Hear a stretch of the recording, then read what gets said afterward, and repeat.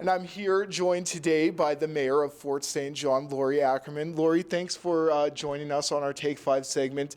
So today we're going to be doing a little year in review on kind of what's been going on in the city lately, and then we're going to kind of preview a few projects and things you guys have going on in 2017. So let's dive into 2016 and the productive year it has been here in Fort St. John. What are a few things that you're kind of proud of that council and you guys were able to accomplish this year?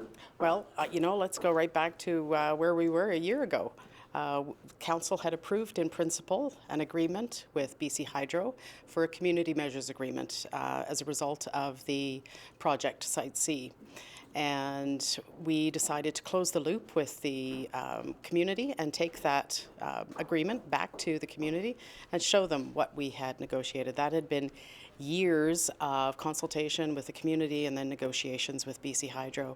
We now have what would be deemed a significant and precedent setting agreement that includes not only financial contributions to the city but also to nonprofit organizations. There's a legacy agreement, benefit agreement that goes out till 2070. So it's a remarkable agreement that we have in place. And so that was the beginning of the year. After that, we were looking at strategic land assembly to ensure that the community could grow in a manner that is conducive to appropriate services. So we purchased the land north of the RCMP detachment to give us some options on a new RCMP detachment building. We cut the ribbon on our inline turbine, and that is actually a project where our effluent was leaving the lagoon and going back out into the environment. And so we simply tightened up the pipe and put a turbine in there, and that is actually generating revenue for the community. It was kind of a no-brainer, but it was costly, and we were able to get a good grant towards that. Some of the other things that we've accomplished over the years is we finalized another boundary extension, and so that again will allow us to grow in a sustainable fashion, as well as a result of all the work that we have done, a lot of other jurisdictions have seen that work and the accomplishments that we've had. So they have been asking us to go there and just share our experience with them. And Council does have a policy where when people ask us to attend some of these things, that they are required to pay our expenses, and that has happened. So I have been out to Kitimat and Terrace. I have been out to St. John's, Newfoundland. I've been to Halifax, and then most recently we went to Peru, the city with the Federation of Canadian Municipalities. I was working with some municipalities down there that are impacted by the extraction industries and assisting them with municipal development planning and economic development and social inclusion. So we are spreading outside our borders here and kind of influencing the world in a way. And then there was also a pretty successful ad that was ran in the Vancouver Sun. Maybe talk to me about that. Sure. So the City of Fort St. John created an advertorial and had it in the Vancouver Sun. And it created a huge response, and I'm very pleased to say that it was very positive. I got significant response from our Lower Mainland and from the island. A lot of them indicated that they didn't have those facts to share with their friends and neighbors.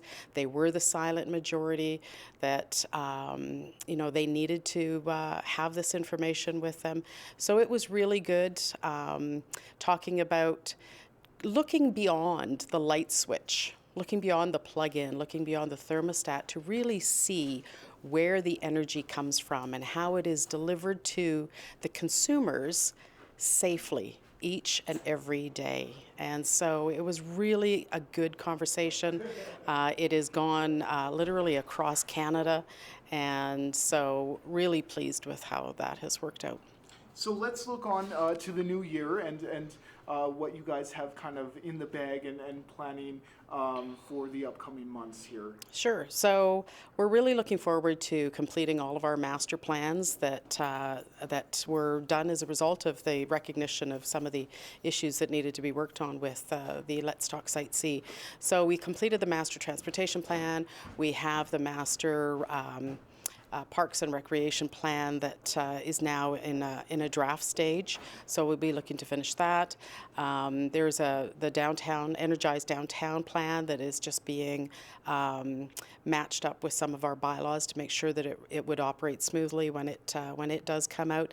And the other initiative that came as a result of the Let's Talk Site C conversations was the social framework. We recognize that when the economy is doing really well, or even when it's not doing well, a lot of our social agencies are really impacted by the economy. And so not only those, but arts and culture and recreation. So how do we build a framework that can support our social fabric during those times of, as people would call them, boom or bust? How do we ensure that we are creating a community that can not only provide quality experience, but quality of life? That sounds exciting, and thank you so much for joining us for our Take 5 segment, and we are wishing you all a Happy New Year, and thanks again for joining us, Lori. Thank you very much. Happy New Year, and may the best of 2016 be the worst of 2017. Thanks, Lori. Thanks.